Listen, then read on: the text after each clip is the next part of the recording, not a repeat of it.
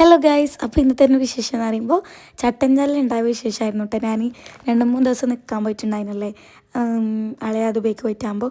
അങ്ങനെ അവിടുന്ന് രാവിലെ പഴംപൊരി ഉണ്ടായിരുന്നു. പിന്നെ ഉച്ചയ്ക്ക് പള്ളിയിലേക്കൊരു കറി വേണമായിരുന്നു കേട്ടോ. ഇങ്ങനെ തേങ്ങൻ്റെ എനിക്ക് എന്ത് പറയില്ല, ഇതിന് അറിഞ്ഞുകൂടാട്ടോ, അങ്ങനത്തെ ഒരു കറി തേങ്ങ ഇട്ടിട്ട് അങ്ങനെ അത് വെച്ചിട്ടുണ്ടായിരുന്നു. പിന്നെ അത് പൊറക്കേക്കും അതന്നെ മതി കേട്ടോ, അതിനത്തെയും അങ്ങനെ അതും പിന്നെ മുട്ട കാച്ചിയതാക്കുന്നുണ്ട് കേട്ടോ. ഇതെന്ത് ഒരു വേർഡ് കോമ്പിനേഷനാണ്, ബട്ട് ദിസ് ഇസ് ഗുഡ്. പാങ്ങുണ്ടായിന് കേട്ടോ.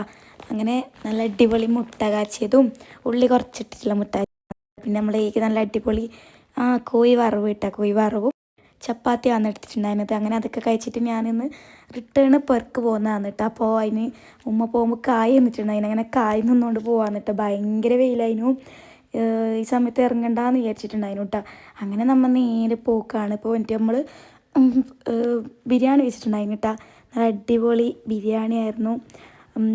കഴിച്ച് വെച്ചിട്ടുള്ള ബിരിയാണി ആയിരുന്നു കേട്ടോ. പിന്നെ മിൻറ്റ് ലൈം ഉണ്ടായിന്, അടിപൊളി മിൻറ്റ് ലൈമാട്ടോ. ആ ചൂടത്ത് കുടിക്കുമ്പോഴത് റീഫ്രഷ്മെൻറ്റ് വേറെ തന്നെയാണ്.